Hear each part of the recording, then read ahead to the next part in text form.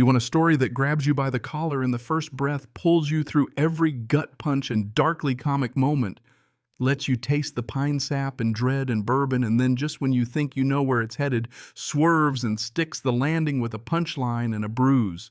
All right, pour yourself a drink. Here's how it happened. You ever find yourself getting tackled on your own living room floor by three rent-a-cops, all because your bird feeder was the wrong shade of brown? Yeah, that happened. And if you think that's the craziest part, buckle up. Let me back up a sec. Name's Thomas Wilkins. 3 years ago, I became the kind of guy who talks to pine trees, not because I'm crazy yet, but because they don't demand compliance forms, critique your mailbox, or try to evict you for daring to own a red lawn chair.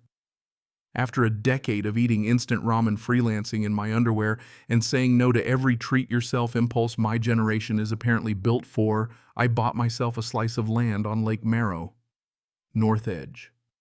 Pines so old they look down on you, hills rolling slow water so still you can hear your own thoughts if you dare. I wasn't running away from life, not exactly.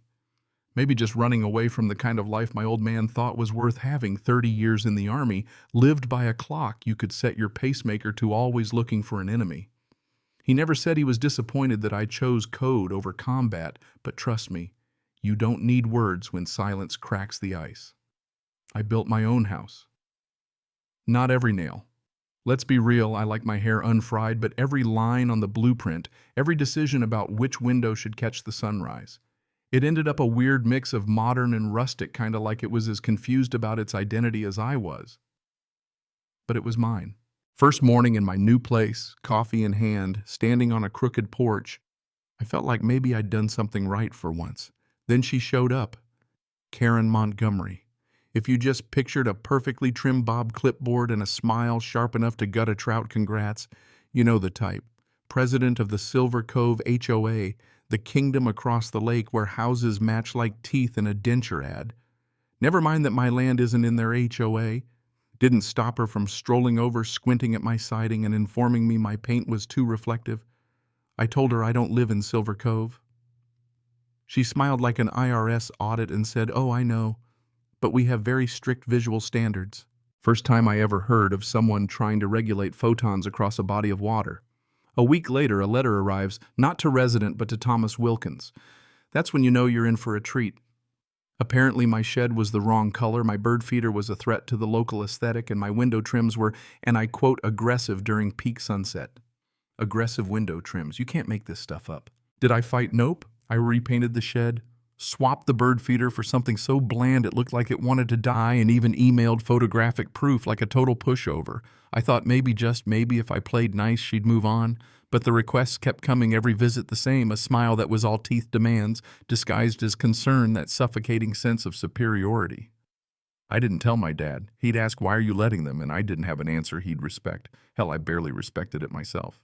Problems like Karen don't go away. They expand, eat up every square inch you give them.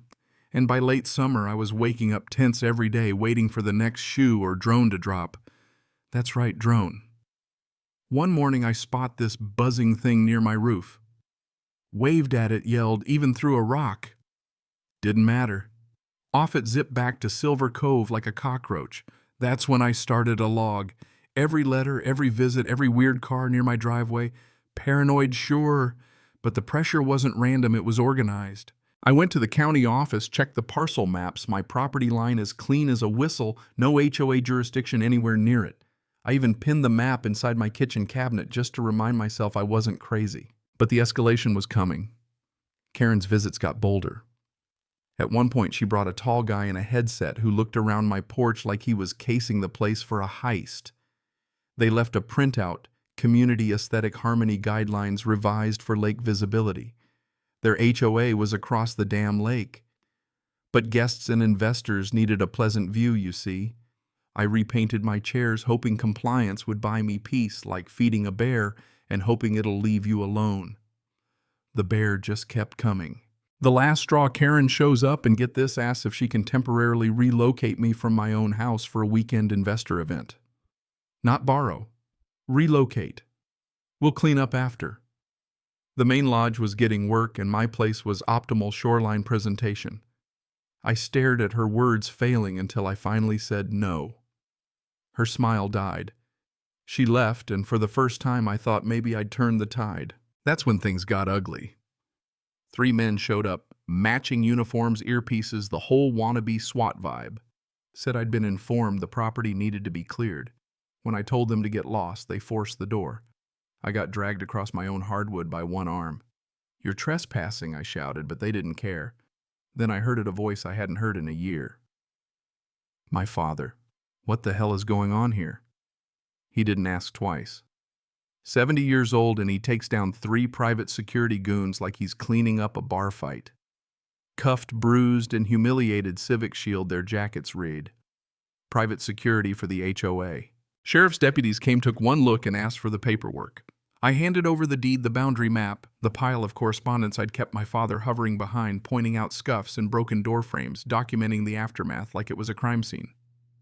The cops confirmed I was right. Not in the HOA, never had been. They arrested all 3. Karen gone. Didn't answer her phone, didn't answer her door. Turns out she wasn't even a full-time resident. I filed a civil suit. My attorney nearly danced. Once the local news ran the story, it blew up.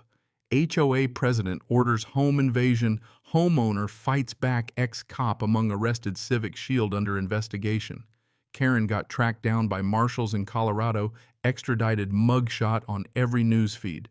She settled out of court, $500,000 legal costs, damages, punitive, everything. Civic Shield folded within a month. State legislature proposed Wilkins Law to tighten HOA security oversight. The Silver Cove HOA dissolved. Board members scurried, dues vanished, no more clipboard patrols or passive-aggressive newsletters. And my old man, instead of vanishing, he stuck around. We fixed the fence, built out new security, added lights, cameras, learned how to lay gravel so it's loud under boots. He even got me into boxing. You need to learn how to hit something that hits back. Most mornings we trained, brutal, sweaty, but oddly satisfying. Over time, he started opening up. His regrets, his stories. How he never understood me as a kid because I wanted peace, not order. I told him it's not weakness to want peace. He nodded. Sometimes he said, "Those are the same thing." Still, the scars lingered. I flinched at every knock, double-checked the locks, woke at every sound.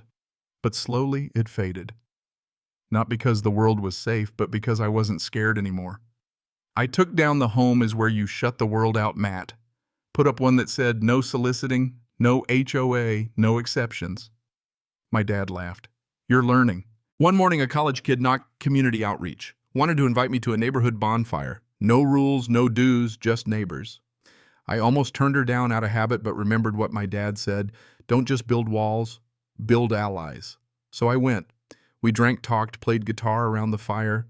When someone asked about the HOA thing, I just shrugged and said, "They picked the wrong house." Got a good laugh. I fish every morning, now work on the house train when I feel like it. Once a month my father visits, we grill, drink bourbon, say we're proud in our own way, usually something like, "Not bad for a civilian," or "You swing that axe better than last time." This place isn't just land and lumber anymore, it's a line in the sand, and I won't ever let anyone cross it again. So here's the question I keep circling back to. Is standing your ground the same as seeking justice? Or is it just survival with a better story? Maybe that's for you to decide. Ever been pushed too far by someone with a clipboard and a smile? Tell me your story. What's your line in the sand? Where do you draw it?